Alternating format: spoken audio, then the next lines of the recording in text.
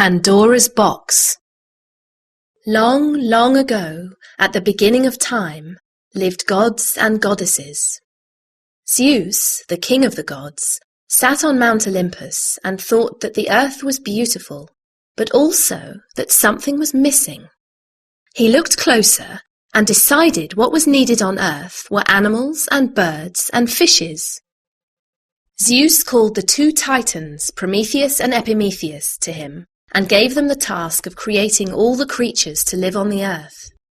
"Here is a bag with some special gift that you can give to your creations," he told them. Prometheus and Epimetheus were brothers, and, like many brothers, each had his own strengths and weaknesses. Prometheus, whose name means forethought, was by far the cleverer, and, as his name suggests, he could often see into the future. Thus it was that he warned Epimetheus, "I won't always be here, so take great care with any gift that Zeus may give."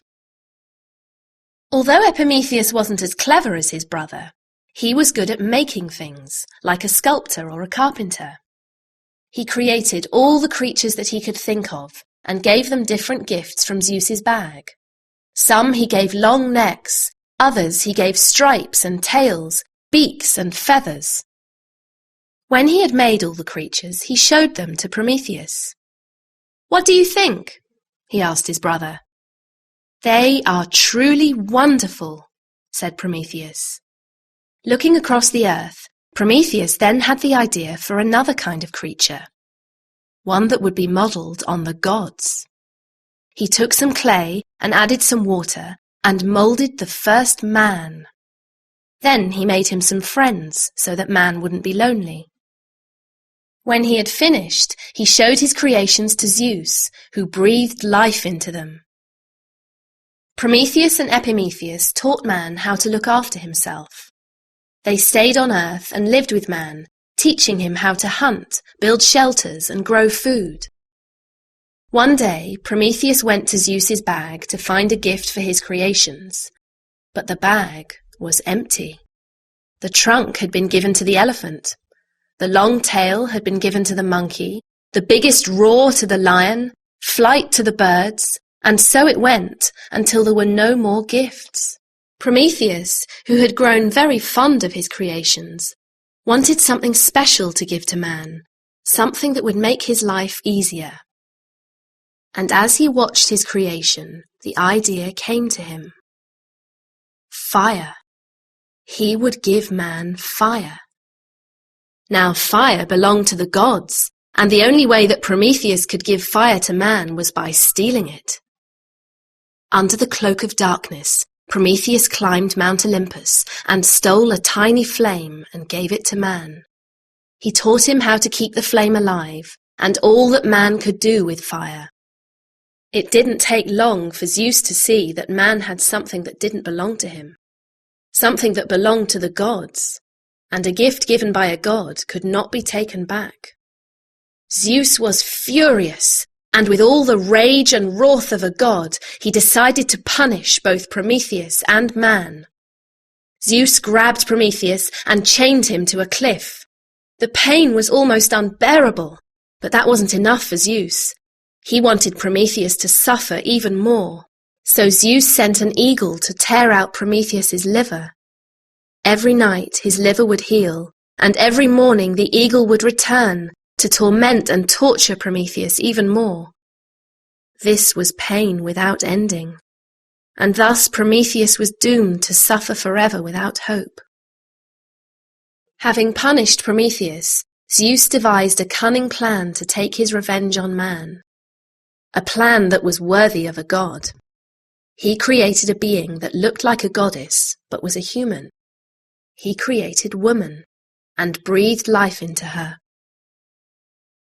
Zeus called the other gods and goddesses to his side, and asked them each to give woman a gift.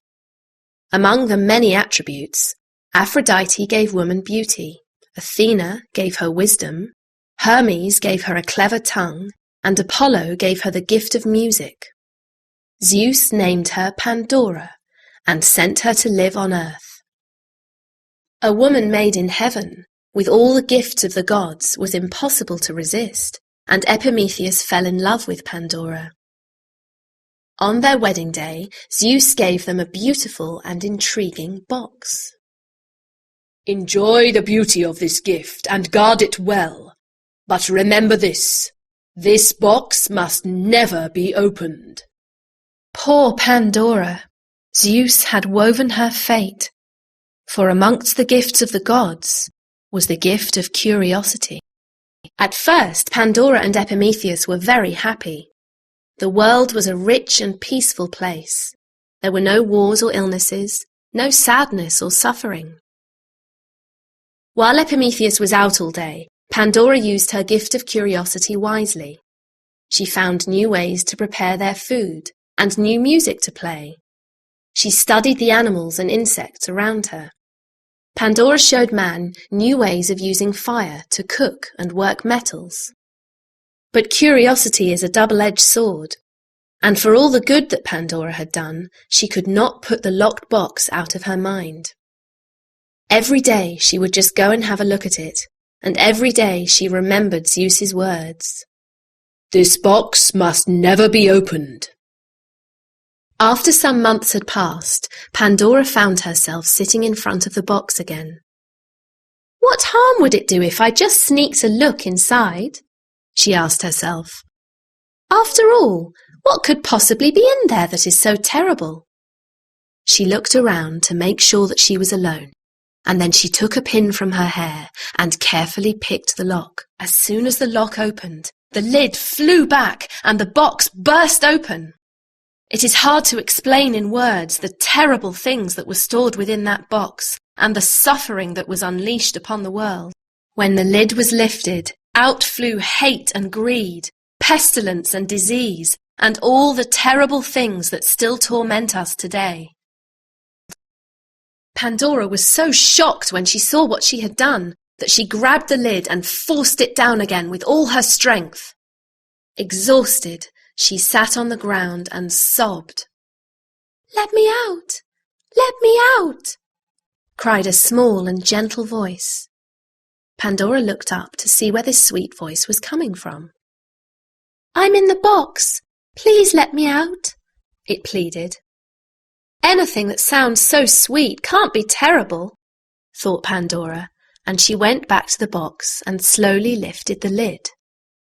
Out flew a small and gentle light with wings as delicate as a butterfly's.